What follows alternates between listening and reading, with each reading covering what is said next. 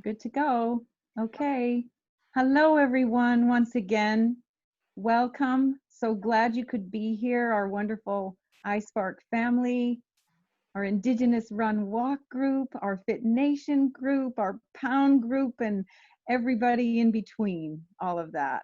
My time has marched onward, and there's been much change, so much to deal with and cope with and think about, even since the last we met, our lunchtime chat with Dr. G. So this is, of course, our third webinar. Many thanks to iSpark for presenting this webinar series. As you know, most of you, it's been called Moving Forward. We've spanned over a month now with this. The first one was called Our New Future.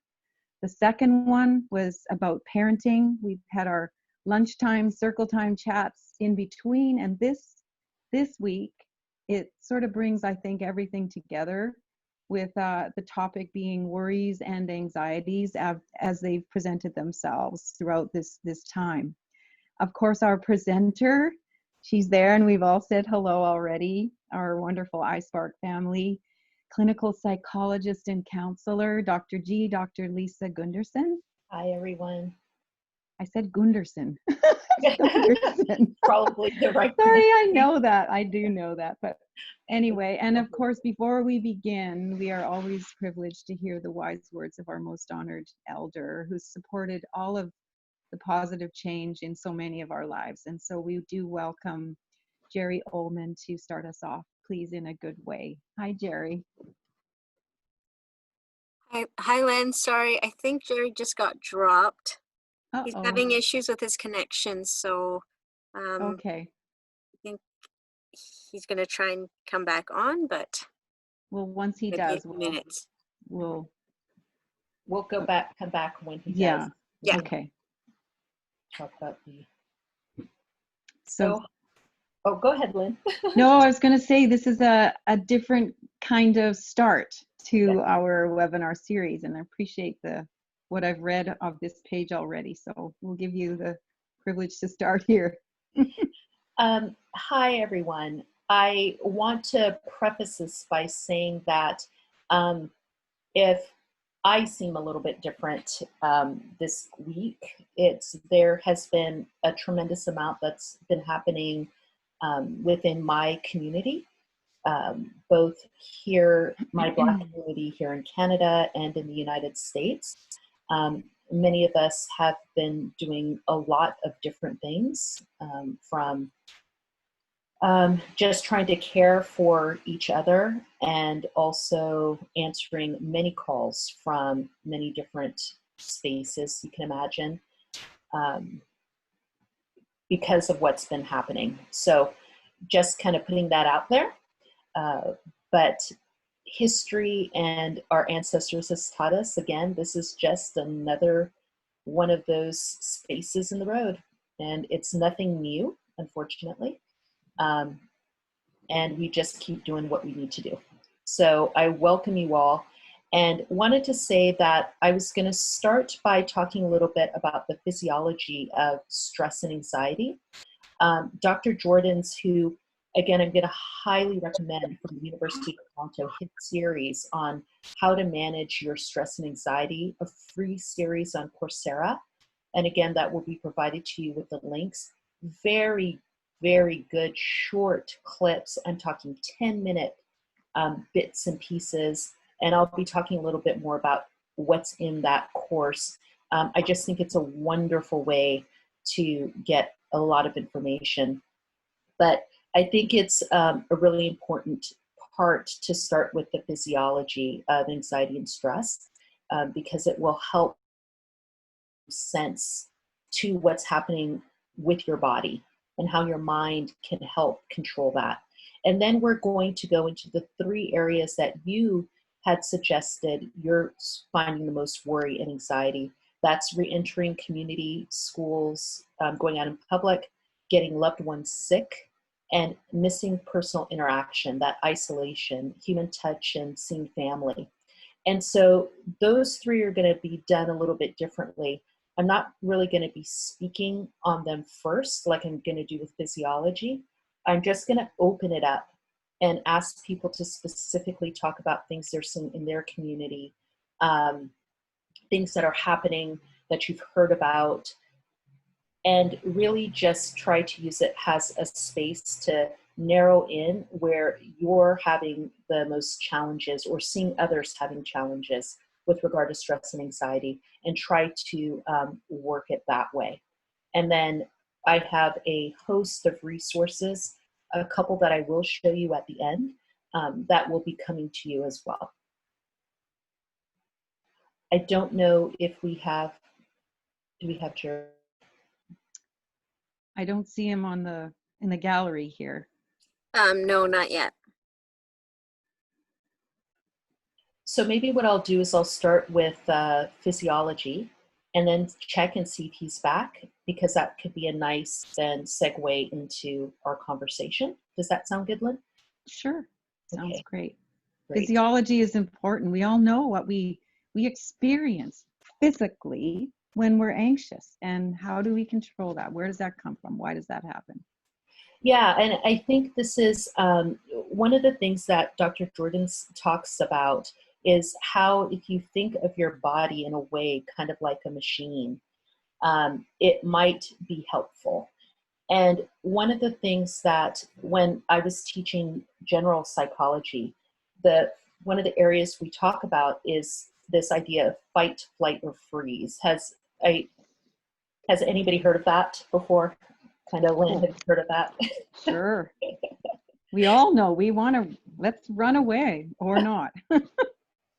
So really this is, if you think about your body, there is kind of your whole nervous system, right? And you have your central nervous system, and then, which is the way I like to think of it, it's center. So kind of like, and so the central nervous system is kind of your brain, right? Like you just kind of center, right?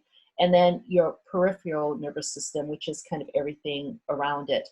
But with underneath there, you have two systems, and one is called the sympathetic and the other is the parasympathetic nervous systems. And when you think about that, these are the systems that are kind of involved when if you think of your parasympathetic, that's your kind of rest system. So when everything's just going well, your heart rate's normal, your blood pressure feels good, you're breathing, you get hungry, that kind of thing. Well, we're really smartly designed, and we're designed in a way that if we encounter some sort of crisis, our body knows how to respond. So if you can imagine that you're just driving your car, you're chilling, listen to your music, you're like, yeah, this sounds good. And then all of a sudden you kind of notice there's a truck coming your way, and now they're kind of in your lane, and you're like, excuse me? And the truck's coming, you're, right? And you're responding to that. And you pull over and like, and you will notice certain things. So what are the kind of things you think, Lynn, might happen when that scenario happens? How do you think your body is going to be feeling when that would happen? Oh, there's a multitude of experiences there. There's everything from, there's emotion, there's a physical, the hair standing out on the back of your neck. I mean, it's through your entire body, and some of us find more sensitivity than others. Others can absolutely freeze. It just, it's very, very individual. It is. And how our responses can be individual, but what's happening with our body for most of us, right? Our heart rate would start to go, our hands would start to sweat, your pupils will just kind of become big. You will all of a sudden notice that you're not really hungry. If you all could just think about any situation you've been in where you got scared, and what is happening to your body at that time. Your body is so smart. What it does is it takes it takes blood away from the areas that you don't need, and it brings it to the parts of your body that you do need. So if you imagine that you're running away from some sort of animal that's chasing you. You know, your body needs to be able to get the adrenaline that it needs. So your heart is pumping, this is racing, and all of a sudden the blood is coming from other parts of your brain to feed those systems, right? And the fascinating part about all of that is your body knows what to shut off, like your hunger. So can you imagine that something frightening is happening, or you're in a tense situation and you're feeling hungry? Like, I think I want a chocolate bar. Like, no, your digestion system gets shut off. All of it is to prepare you to either do one of three things, basically, to either stand and fight, to run away, or we freeze. And so when you think about that, and in that scenario, back to the car scenario, that when I had to do all of that, I'm not really thinking in an emergency situation, right? Your brain is not sitting there going through kind of a logical thought. You're just responding. And this is something that we have had in terms of how we came to be for millennia, right? That ability to notice that we're in an emergency situation, do what we need to do for self-preservation.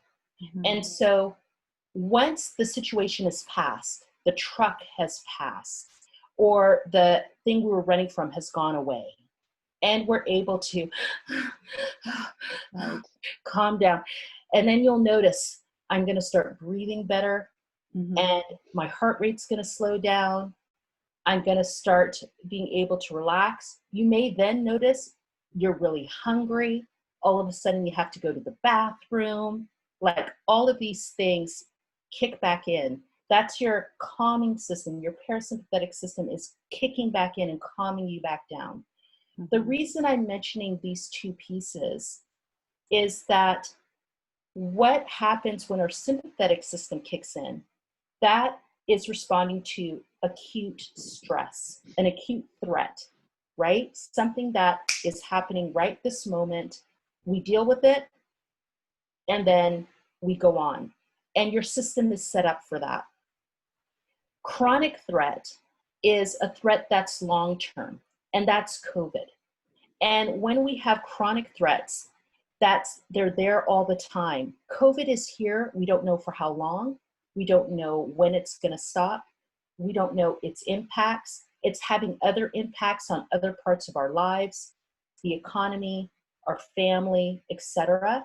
So now we're in this situation where many of us have our sympathetic part of our bodies that are responding to this stressor, but it's responding, and it's like it's always on.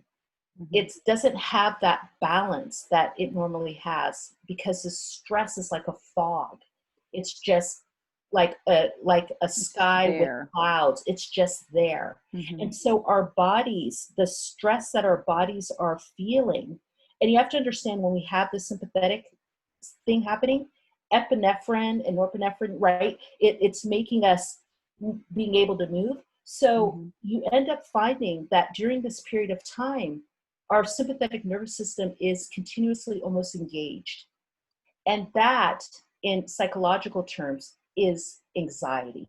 Well, just imagine how unhealthy that is. We can't turn it off. That's so well said. I'm sure you're all feeling that too. That's why I can't seem to shake it. Why can't I make it go away? And we're calling it anxiety in words, but really what you all are talking about, it's your sympathetic nervous system that's kind of in overdrive.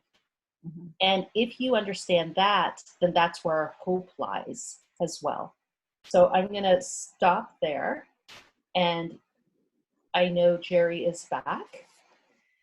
I think, just a heads up, we do want to welcome our honored elder, but he's having connectivity issues still. So not actually, he's here in and out, and I hope he'll be here soon and then be able to close for us. So should I just keep going then for right now? I think we'll keep going. Okay. Yeah. So if you think about that, one of the things Dr. Jordan says is we then have to think about, how do we end up trying to manage or get that parasympathetic piece back, right? To try to get that balance back. And there is a wonderful resource that I also sent your all's way that you'll be getting. It's a group called the TEND Academy. They're out of Canada, TEND, T-E-N-D Academy. And one of the things that they really focus on are workers, essential workers, and the extraordinary stress that they're feeling as well, and giving ideas to people who are involved in that kind of space. And one of the things they speak about is we need to learn how to reset. There's a rest and digest state. We need to think about how we're going to reset our bodies and listen to our bodies. And that's going to help us deal with the anxiety that we are feeling. So we need to get to a space where we're going to have to rest and digest state. And I'm going to be speaking about that a little bit more.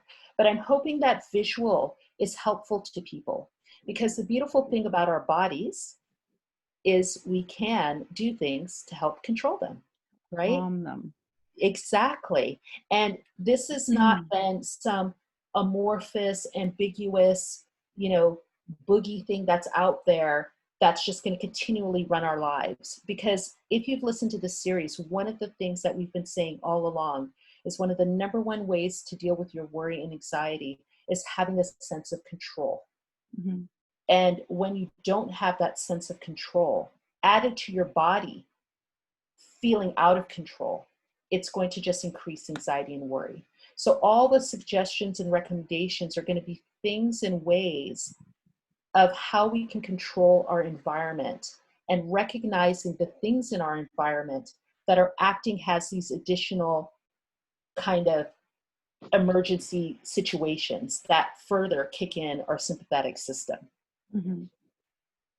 I've missed today, even in our open, the way that Gerry often has us breathe, to take that breath, that big breath of air, and just somehow it, that endorphin release takes place as that oxygen just flows through the body, So there's tools and ways to try to combat that, as well as, what we see and do to somehow control our environments. How? That's the thing. I want to use that to segue to exactly what you just said, because this is a tool that's helpful when you are engaging in re-entry into, the grocery store, into community, into schools, that you can use for children, that you all can teach to community members. That is not hard to do. And everybody can do it, because the only equipment that's required is your mouth, right? And your body. And so a very simple one would be, again, if everybody, breathes in and when you breathe in, I'm holding, to hold for about 4 seconds. And then to release through your mouth. It's another 4 seconds. When you inhale and then you hold, you're not holding because you're trying to suffocate yourself, okay? You're holding because you're trying to fill up your lungs with air, right? And then the release. And doing the same thing with your body, because if everybody holds up their hands and you make a really big fist, and now I want you to let go on my count of 5. We're going to do let go slowly. 5, 4, 3, 2, 1. One of the things you should notice, Lynn, I want you to try to be tense and relaxed at the same time. Try to make your fists, hold a fist and relax it at the same time. Let's see if you could be the first person on the planet to do that. It's kind of hard. You can't be tense and relaxed at the same time, right? That's the idea. It's hard. Yeah. So this is why we tell people to tense up parts of your body and then relax them in a progressive way. That's our Health Beat strength test, by the way. Yes. One of them. Let's find out how strong we are. But you can isolate, though. You can. You can. Be able to figure out how to do that. Exactly. The idea is that I can't hold my breath and breathe at the same time, right? So by forcing ourselves to relax, it will act as a way to actually make you less stressed. Mm-hmm. Even if that's why when people are having an anxiety attack, it's like, one of the things with kids, we get in front of them, Mm-hmm. I need you to breathe, okay? Just Mm-hmm. follow me. And even, and it might sound like, that's okay. It's like, and then slow, here we go, come again. Because your body is not going to be doing kind of both at the same time in that way. And it's a focus. It helps Absolutely. to bring focus to something other than the stress. Absolutely. So if you find yourself in the middle of the grocery store and you start feeling that sympathetic part of you coming up, heart rate starts to beat, you're starting to feel a little sweaty, you're starting to get a little tense. One of the ways to get control of that is there a way that I can physically start to breathe a little bit and just start breathing? And the reason I did 4 seconds is it doesn't necessarily need to take a lot, right? To get that process started or go, okay. And before your brain even may catch up to what your body's doing, if you notice that sometimes, right? Your body will start to, and then your brain will sometimes kick in a little bit later, right? Because again, in emergencies, blood is coming away from that prefrontal cortex. So blood is coming away from where we think. And that's why it's sometimes hard to get our thoughts together when we're gearing up for a fight all the time, right? Fight or flight. Right. And at the end of the day, your body's going to respond one or two ways. Flight. And as Dr. Jordan said, we can't escape this. It's everywhere. I was going to say, can we escape? That's the thing. Cannot. So we have to fight. And this is how you all are fighting. This is going to be the way. So I'm going to stop talking right now and open it up to what are people finding challenging or anxiety provoking, the worries around reentry. And again, we had various areas, community, schools kick. So if we could just open that up to people to tell us what that is, and then we'll collaboratively kind of think of some solutions. There's a big one here in the chat box. I've lost 2 parents during this pandemic, and how does one enter back into community, any sense of normality? First of all, I just want to say I am so very sorry. I think it's important to realize that life and death continue through COVID. And what I mean by that is sometimes there's so much around the world and in our news about COVID, that people forget that real life is still happening. People are still fighting with their spouses. People are, some people are thinking about getting divorced. People are dealing with real issues with their kids, things that happened before COVID. And now when you take something like the loss of your parent and parents, and you have COVID on top of that, it just amplifies it, because typically probably the sources of support that you would go to normally before COVID may not be accessible to you. And so one of the things I would want to suggest first off is when, at least, and I'm going to be personal for a moment, when I lost my father, one of the things that I recognize for people who've lost parents whom they care for and who they were connected to, because not all people were connected to their parents, right? That is a part of your life, in my opinion, that is not open again, right? It's, what I mean by that is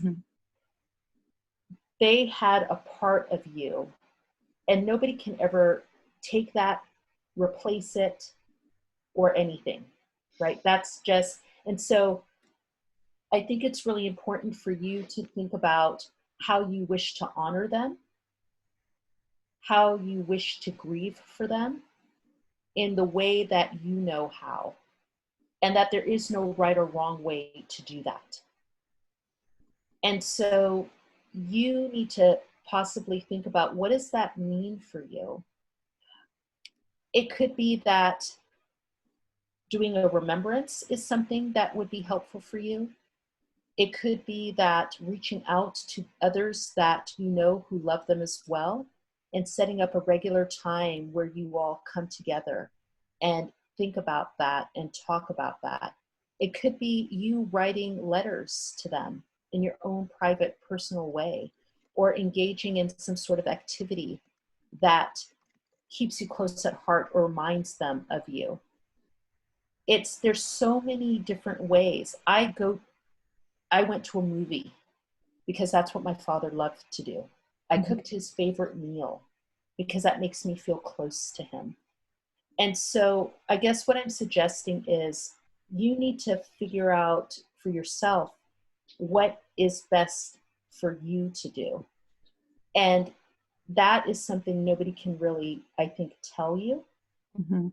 It is important for you to know that crying, screaming, yelling, shaking, all those things are part of your ways that your body actually goes back into kind of a parasympathetic state, right? Or shaking and you just want to wail, or you just want to, however that comes for you physically, I would tell you to go ahead and engage in that, to release that. Your pain finds ways of releasing. And those are healthy ways to release. I don't, but I'm wondering if part of it for this person is the inability to possibly honor their memories in the way that you could have before the COVID, if that's part of the challenge. And if that is the case, sometimes being able to plan the way you would have for the future is okay, right? Many people have had children who are having various celebrations that they can't have. Unfortunately, in our community, there has been quite a few passings that have occurred. And so the plan to honor those that have passed in a way that you normally would have in a future date and time can sometimes be quite comforting, as opposed to, okay, well, I guess that's happened and we won't think of that again. Mm-hmm. I think there's just this sense of, which makes sense, an overriding, I guess, stress and anxiety of coping with grief, how to sort of have that process engaged at the same time as trying to cope with all of the stress around COVID and children and work or no work and all of that. I think it is just that whole piece. How do I grab a hold of it? So there is It's one thing at a time. Yeah, it's a layered Mm-hmm. thing, right? Because we don't know if this person's already maybe dealing with an economic issue. And then you've got maybe a different family issue. And it's just like layered and layered and layered and layered. And now the passing of parents who may have been a space of relaxation for them, right? Like being able to call and it's all on top of that. And the grief that happens when you lose a parent is, for many, one of the deepest griefs that they will possibly feel. And so, again, I think part of it is, instead of trying to crack through all of that, it's almost like if you had a drill and you have one, but if you've got this many, is to take it piece by piece, right? Like, I think when you try to tackle it all, it really becomes overwhelming. And this is how best to do that, though, Dr. G. Like I'm thinking to myself, what would I've lost parents too. And So there's things that we do. I don't know, does it help to write things down, do you think? Does it help to try to kind of, I don't know, find a way to be concrete when nothing is concrete and there's no right or wrong way? You just have to do something. I've got to You do. have to listen to your body, Mhm. and you have to draw upon, I believe, the things that you know that bring you peace. So for some people, it's writing. And if Mhm. that's the case, get some books and start writing. For others, it's being with nature. You Mhm. can now still go out and go walk on a beach. And if you're anxious about being out there with others, then maybe pick a time where you know a lot of people won't be there, early in the morning, late in the evening. Or if you're afraid to go outside, putting a chair maybe right outside your door and looking at the night sky and seeing the stars. And maybe it's meditation. And maybe you're in a house with a lot of people, so you have to figure out, once everybody's asleep, that you take just 5 minutes and you close your eyes. Maybe it's a hot bath once a night for the next week, right? Maybe it's baking or making something that makes you feel, it could be carving. It's reaching out. And even though it's hard, we can't see each other, reaching out through a telephone. Before we had computers, right? Maybe it's talking, calling a friend and just saying, I just need to say something, Mhm. right? I just need to have that. Maybe it is that you're having mixed feelings about the relationship with the parent. And again, it's reaching out to friends or other family members. It's maybe talking to our partners or our family and saying, you know what, mom's gonna maybe need some time here. So if at dinner time, I remember I was sitting eating dinner and all of a sudden I just started crying. Mhm. And my boys and my partner looked at me and they said, Papa, and I said, yes. And they were just silent and they let me cry. Or sometimes I just get up and I would just leave. And I didn't have to explain that. And I Mhm. think maybe saying that, I'm really hurting right now, and so I may act in certain ways or say certain things that you may not be used to. Like doing those things. If my kids, the thing with grief is that my kids still had to eat, they still had to go to school, It's the details still of the had to day that work. keep you going a lot of the Those time. things still had to happen. But then I Mhm. wasn't sleeping at night Mhm. and I'm exhausted still trying to do that. Yeah. And that's why, again, asking for help, listening to your body, right, is going to become important, because your system eventually, if you can't find ways of almost like pressure release, bowel release, if you can't find ways to release that grief and to deal with that, if you can't release those things, eventually your system is going to overload, right? And it's going to shut down and force you to do that, Mhm. right? So again, depending on that person, there's a variety of ways, but the overall thing is to think about the things that give you relaxation, give you joy, or just don't cause you additional stress. It may not be a joy or right, but the things that will allow your body and your mind to kind of be in a state where you can grieve properly. You have to be able to do that. If you try to hold it, that is not going to be a healthy thing for you. Mhm. What about, it just comes to mind to me, what about somehow, like, you've got to be able to cut yourself some slack in some way too, that Absolutely. you feel what you feel, and some Absolutely. things you've got to let them go in order to get through this as well. Absolutely. And we talked about that with parenting. You Mhm. got to stop the guilt. Mhm. Like you have to do the best that you can do for you, right? That's not 100% of anything. Um, and you don't have to do anything, but what I would suggest in your mind is to let go that you have to do things in a way that is perfect, or what we all tend to do is we all tend to socially compare ourselves to others. And there was a fascinating article that during COVID, it seems like we're comparing ourselves even more to others.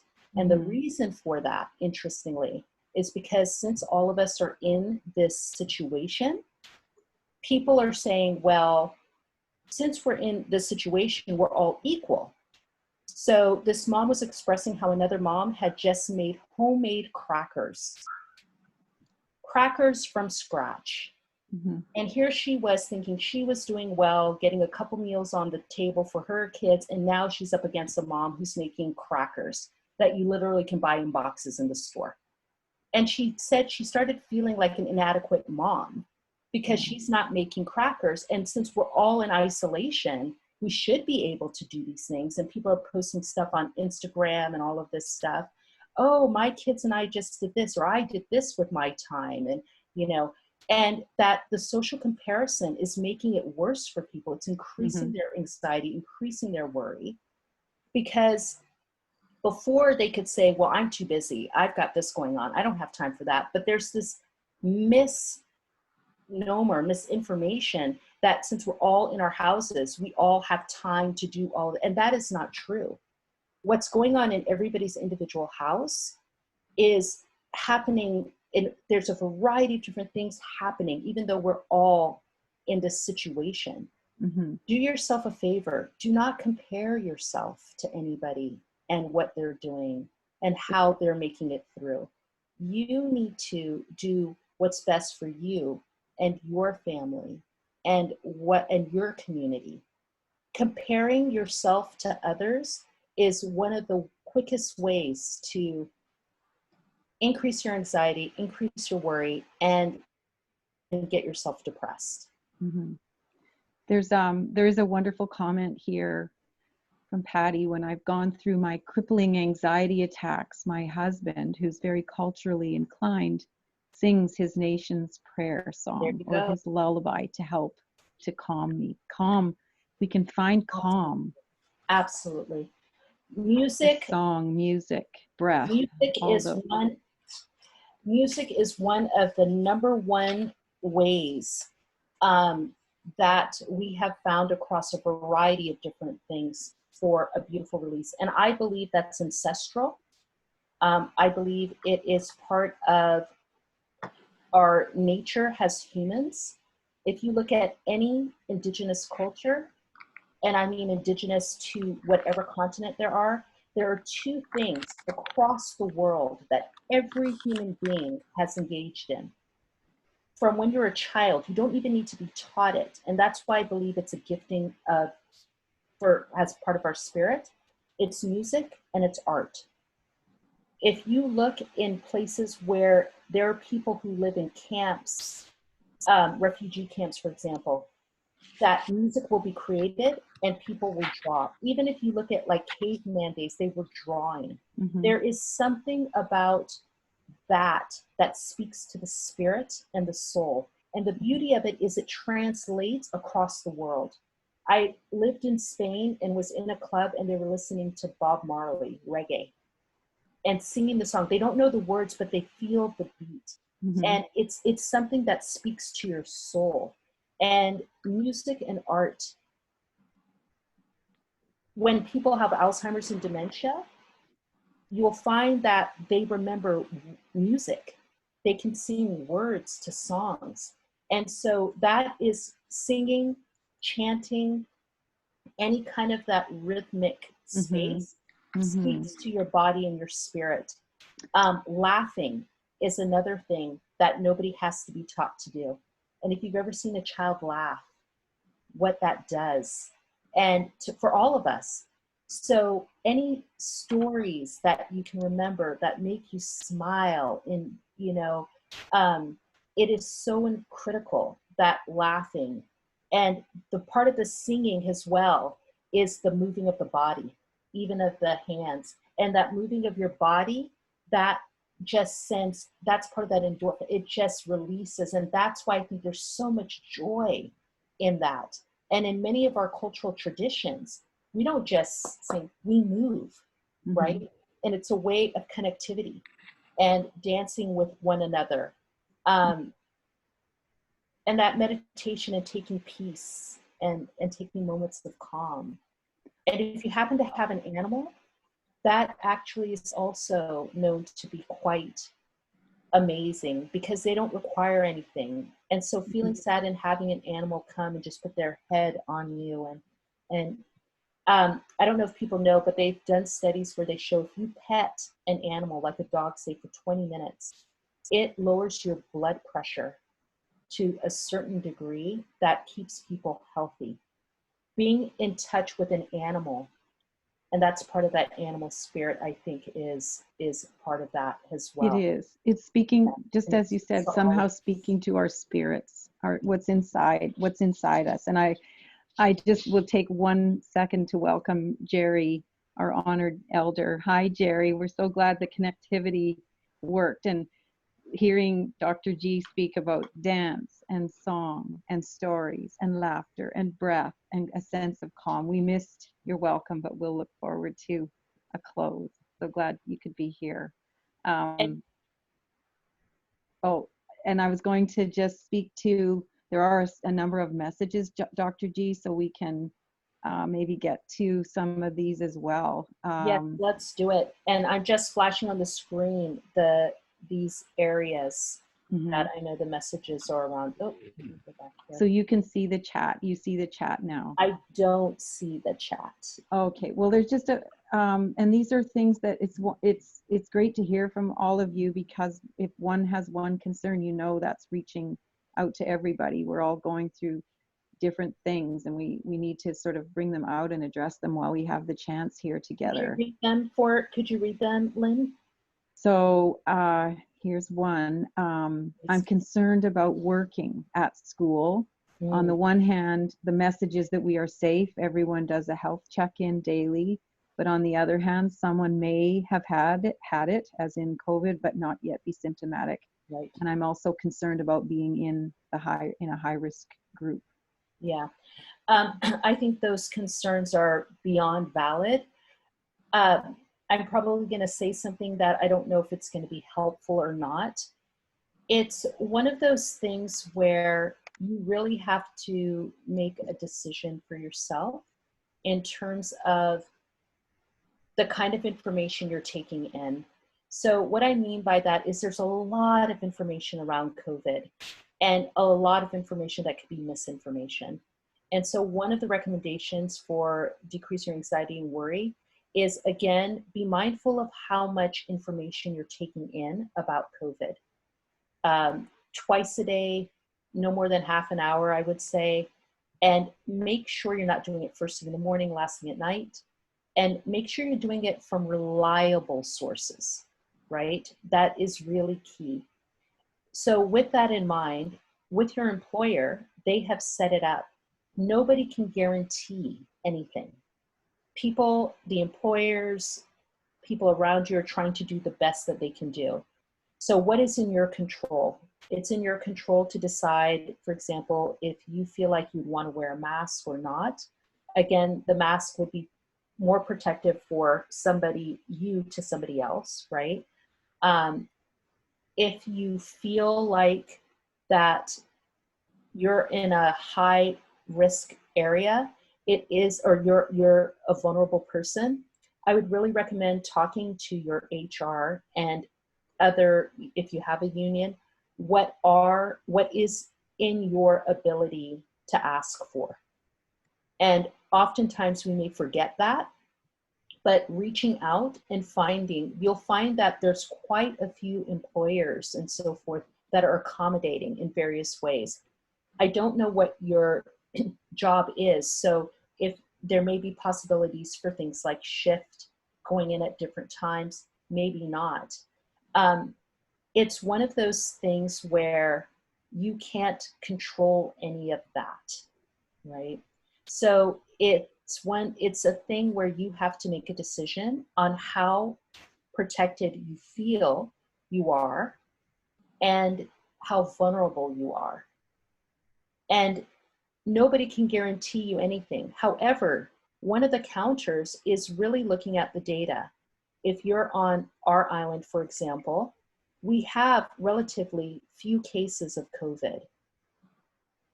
And depending on where you are around BC, kind of statistically, we are doing very well as a province. We are in probably one of the best provinces for that, right? Mm-hmm. And so part of it is being mindful of the realistic odds of us getting COVID. And if we indeed get it, right, you have a high percentage of chance of being well, of surviving COVID, mm-hmm. right? Mm-hmm. And so it's important to understand that as well, if indeed you do get it. And that's something that I've said to my children as well. If you do get it, I want you to understand that you have a high chance, you're gonna likely be fine. And I think sometimes that's important for us to kind of remember. It's almost like we're in a high earthquake zone. When I lived in California, we're in an earthquake zone, and people are like, how do you live there? It's like, I just do. I don't know when it's going to happen or where, but what's the best thing I can do is I can prepare for it. Mm-hmm. If it happens, I have certain things in place. And so that's kind of the idea around around this, is you just try to do the best you can to protect yourself in terms of your personal responsibility. Trust your employer. And if you feel like they're not doing what they need to do, what are the avenues by which you can try to make a difference there? Check in with your union and your HR. And if you feel that even despite all of that, you're really being blocked, like it's keeping you up at night and you really cannot handle that idea, then I think it would be really good for you to reach out to somebody professionally to deal with that, especially if you have to go to work. Or again, talk to your representative to find out if it's possible for you to maybe get paid and do work from home, mm-hmm. or in a online format, time off. Mm-hmm. It's again trying some way to be able to engage in some form of control for yourself. Exactly. Yeah, exactly. So that you can somehow reduce your anxiety and have a little more comfort where you are. There's a comment here too about, and for all those parents right there too, my current fear is trying to get my daughter into daycare and socialized without all the regular parent worries on top of these COVID worries. And it's a similar situation, really. Absolutely. It absolutely is. And especially if your children are a little bit younger, because then, if you're dealing with a 12, 13, 14-year-old, you can tell them you really need to space out. It's a little harder with a 2, 3, 4, 5-year-old, right? Mm-hmm. And for young ones, one thing they talk about is being equal way apart, or some sort of animal wings apart has a way to do that. But I think it's important to realize that kids are kids. As somebody went to somebody's home, they opened the door. The child hadn't seen that person in a while. Before mom could stop, they ran and gave them a hug. And then the kid bounced back and said, mm-hmm. Oh, I'm not supposed to hug you. And then hugged them again, and then ran back in, right? What are you going to do? It doesn't make sense in that situation to freak everybody. It just is what it is. And that's mm-hmm. what we mean about giving ourselves a break, right? The best you can do is try to explain it to your children, what they need to do. Hopefully the adults around them are helping to do that. But again, if that happens, it's a simple reminder of, oh, I know you miss them. I want you to try to, in the future, but it's okay. We don't want to overscare them, because that's that natural instinct. And again, this is where kicking in with the data hopefully is helpful. Mm-hmm. The majority of children are not going to get COVID. And if they get it, they're going to be okay. Again, just putting in that piece.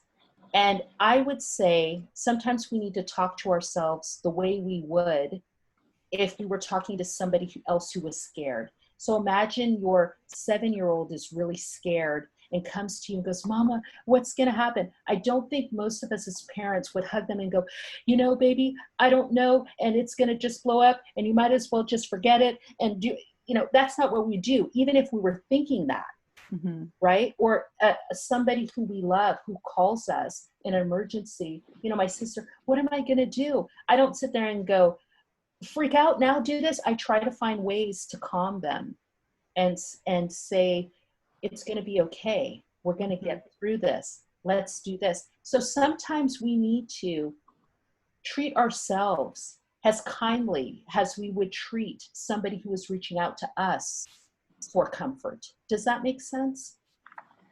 Oh, it does. It does. I think just as the slide here says, having a sense of finding a way to remain calm and sharing just enough information or giving as much as a simple amount to see if that is satisfying, and see, you know, just to sort of just go with instincts that way, I think makes some sense. But calmness, you know, quick reactions under stress are sometimes difficult to avoid, but it's nice if we can find a way, take that breath, whatever it's necessary, go remove yourself for a moment if there isn't going to be the right response somehow or another.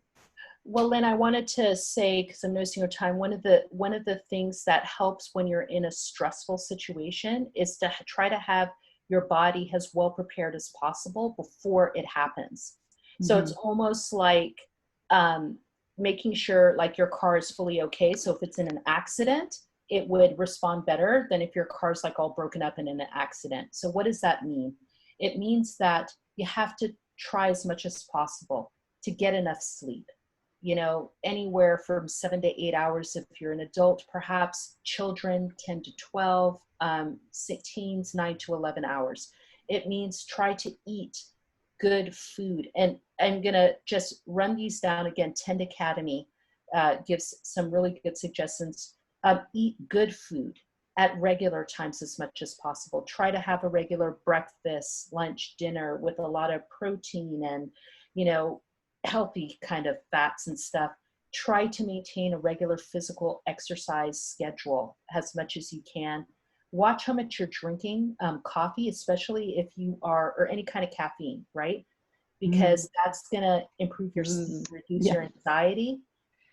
Monitor how much alcohol you're taking, any type of mood or altering drugs that you take in. Monitor that.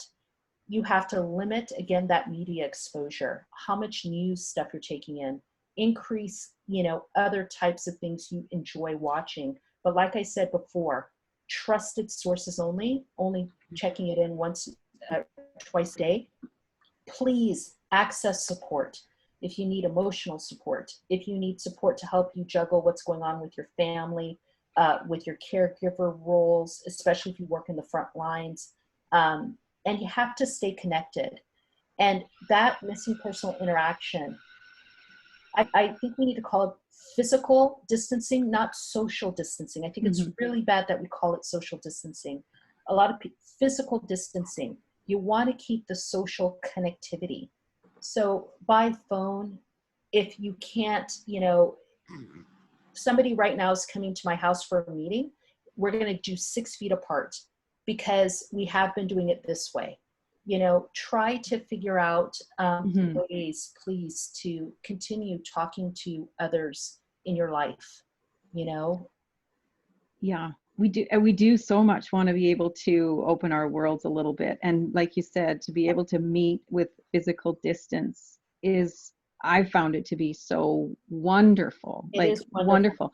But then an anxiety around all of a sudden, oh, we're back to normal. We're not. What is that? What is that? You know? Remember what we said at the very beginning of our series? There's no more back to normal.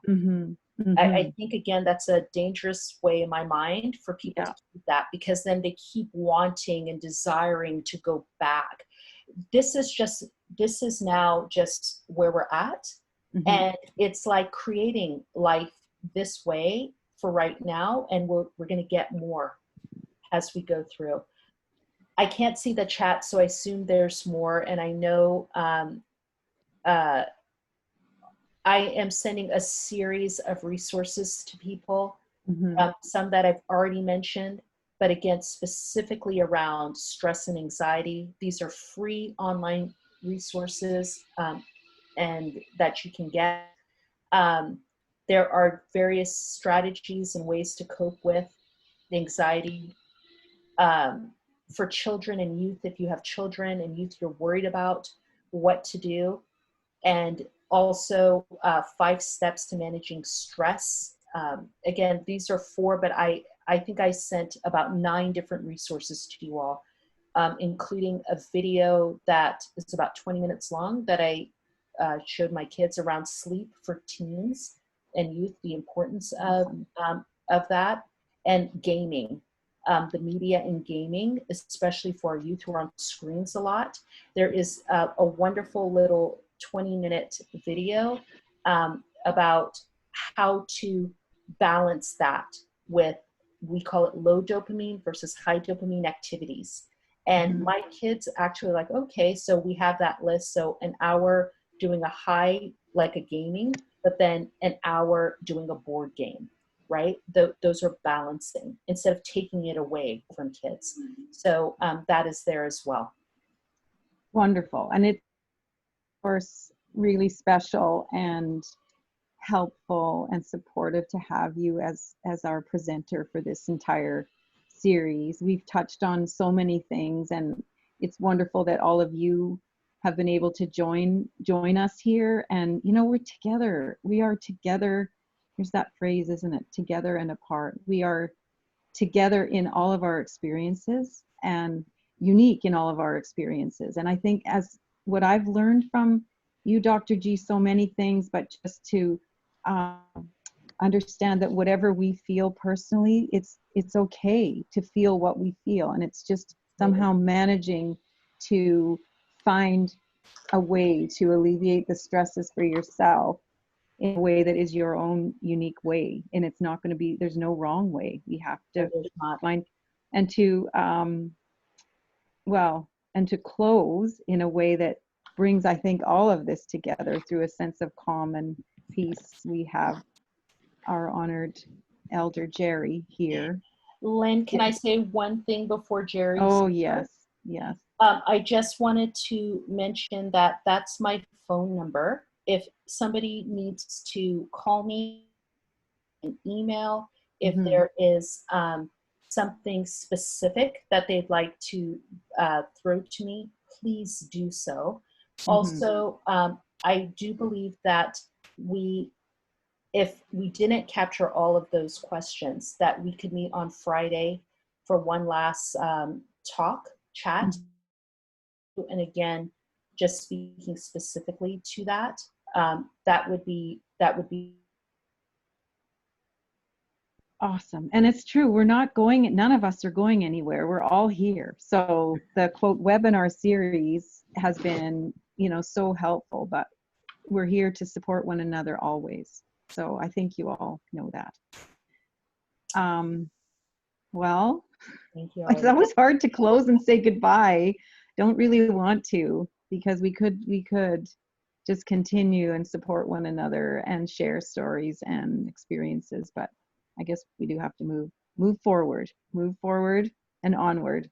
And hopefully we'll see some of you on Friday, maybe, especially if your question wasn't answered. I'm hoping we can capture what was in the chat, and we will go ahead and answer those on Friday. In case you can't join us, you would be able to watch the recording and get the answer then. We don't want to leave anybody undone. Okay. Okay. We're not coming undone. No. We're staying strong, we're staying calm, we're staying kind, and we're staying active. We can do this together, everybody. Gerry, can you take us to the next, for the rest of the afternoon? Can we somehow move on with your wisdom and your words? Okay. I had a hard time logging on. The computer kept saying, download Zoom. And then the craziest thing, asked for a password. So talk about worry, anxiety, and if I couldn't get on, I'd probably be depressed. I'd like to thank Dr. G and yourself and iSpark for you know, bringing out these teachings. Like the elders say, lay teachings at the feet of the people. And it's up to them to pick it up. You know, that they're responsible for that. That we're not responsible for them, but we're responsible to them. You know, and we must break the stress lines.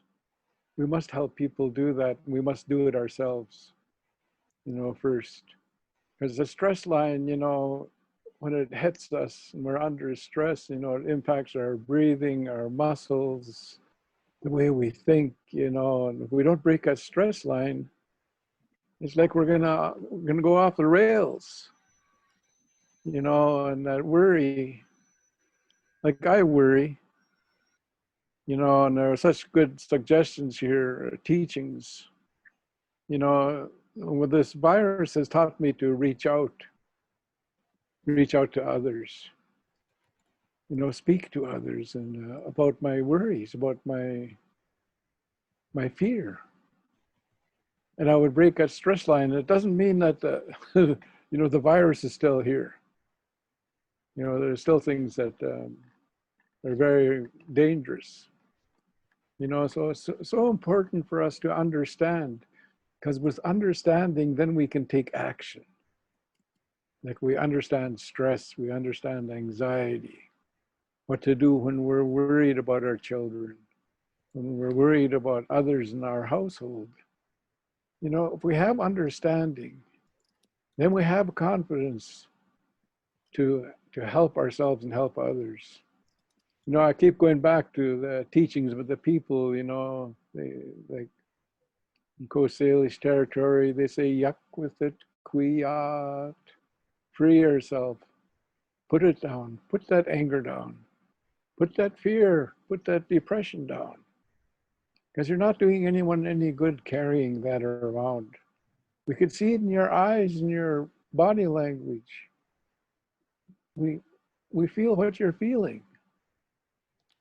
So I feel those methods they had, like you mentioned, music. There would be music to lift up the people. There would be movement to help the people to free themselves in dance. Or even like they would get people to run. You know, I don't know how many times I was told to go for a run when I was younger. Go run around the house, you know, to get that frustration out of my system. You know, because when we're stressed out and there's no solution, we do get frustrated. You know, and when we're frustrated, we can be angry or unruly or, you know, any of those things, because we're human beings. So I really thank you for, you know, bringing these teachings to the people. You know, sometimes I get weird in my thinking. I say, thank you, virus. You're helping me, my family and I, to be closer than ever. You know, because that used to be a stress for me, that our family's not the same, you know, because of residential school and things like that. But I'd like to sing a gambling song. And it's to encourage people to take a gamble and go out and do something when you're stressed, when you're worried, when you're afraid, or you're angry. You know, take a gamble and go do something positive, something you've never done before. Dance, sing, scream out in the forest, you know. Find a way that works for you. Ayo, ayo, ayo, ayo, ayo, ayo, ayo, ayo, ayo, ayo, ayo, ayo, hey, ayo, hey. Ayo, ayo, ayo, ayo, ayo, ayo, ayo, ayo, ayo, ayo, ayo, ayo, ayo,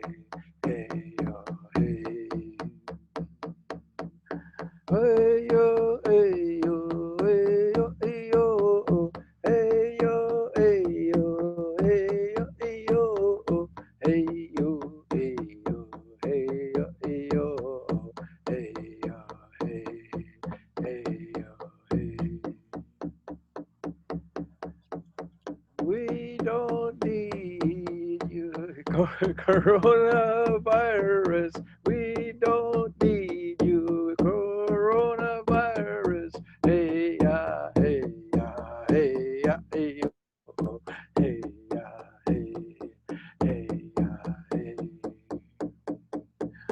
Hey yo, hey yo, hey yo, hey yo, hey yo, hey yo, hey yo, hey yo, hey yo, hey yo, hey yo, hey yo, hey ya, hey, hey ya, hey.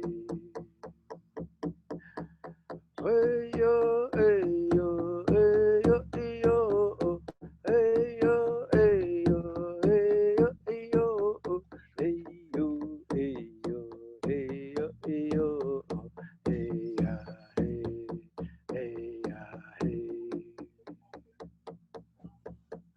Hey yo, hey yo, hey yo, hey yo, hey yo, hey yo, hey yo, hey yo, hey yo, hey yo, hey yo, hey yo, hey yo, hey, hey yo, hey.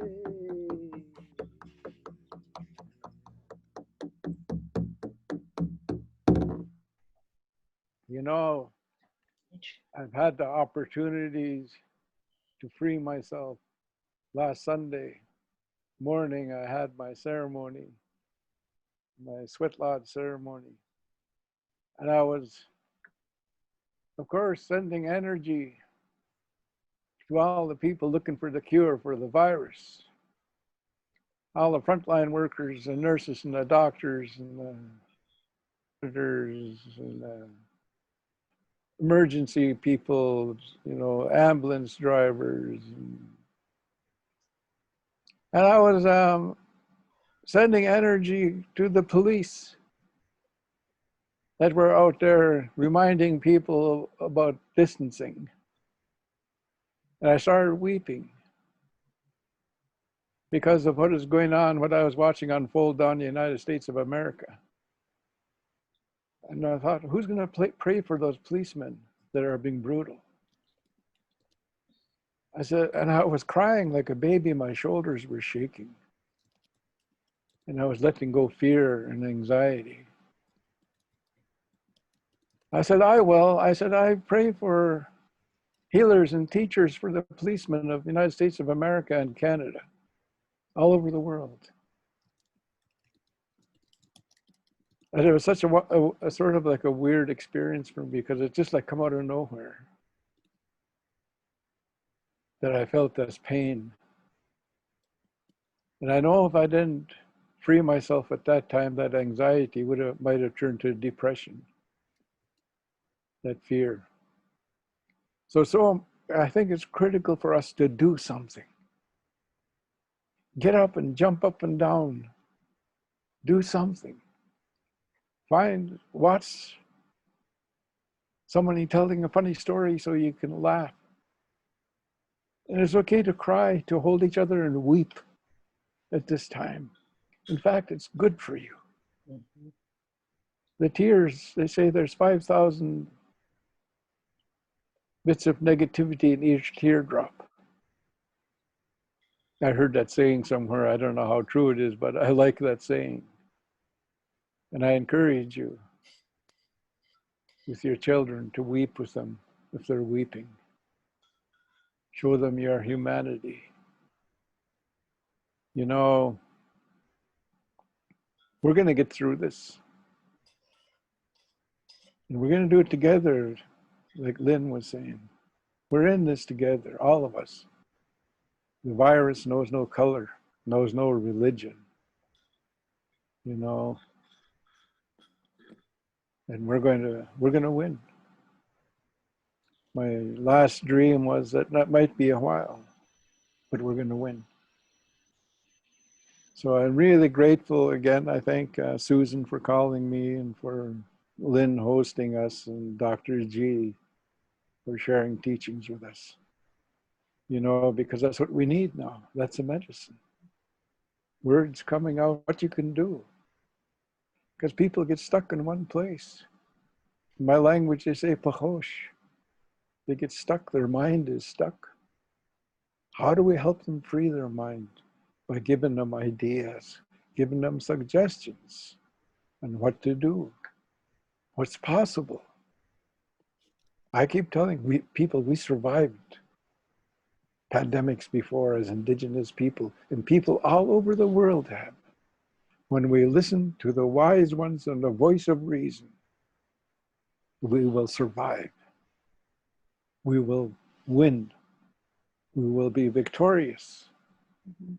And I have great fears this weekend when I see people in Vancouver gathering in large numbers, even though our numbers, we flattened the curve and it's even going the other way.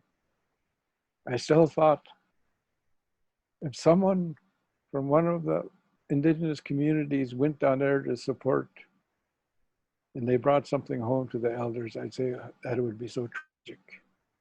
Mhm. I know beautiful elders in Musqueam, in Tsleil-Waututh, in Squamish. So we need to voice him. And I thank Dr. G for her voice of reason at this time, because that's what we need to hear, not panic, not anger, not rage, not fear. But somebody say, wait a minute, we're doing it, And some people need to hear those suggestions, places to look, places to see. I was having a kitchen table talk with some PHSA, and I don't know if I brought this up last time, but when we were doing the parenting, it was such a wonderful teaching or bit of advice. And we're talking about what are we going to do with our children? What are we going to do, and stuff. And this one of the participants said, I'm going to do it just like I'm flying on a jet. I'll put on my mask first, then the mask of my children. And it makes so much sense. We have to take care of ourselves first, then we can take care of our children. That's what's so good about this circle, these teachings that are happening right now with Dr. G. So I'm just filled with appreciation, and thank you for giving me this time. And I'm not going to apologize for not getting here because I was logging on 5 minutes early, and my computer started doing these tricks on me. But I prevailed. I didn't give up. Okay, you want me to load Zoom on? I'll load Zoom on. I had to do it 2 or 3 times, but I got it done. So I just thank you. It's so good to see you, Lynn. So good to see you. Every time I see you, all. I wished my granddaughters could see you and say, Oh. see that lady? She takes care of her body. You can tell. She's forever young. And, Energy. It's about energy, isn't it? We have Yeah. the energy. There's power in energy, in such good energy. And we must take care of it. That's a critical thing. Mm-hmm. They say, I was taught by an elder, he says, we're born with energy, let's pretend as big as a soccer ball. And it's right at our belly button. And if we take care of our life and don't smoke and drink and do that kind of stuff, that energy will be consistent.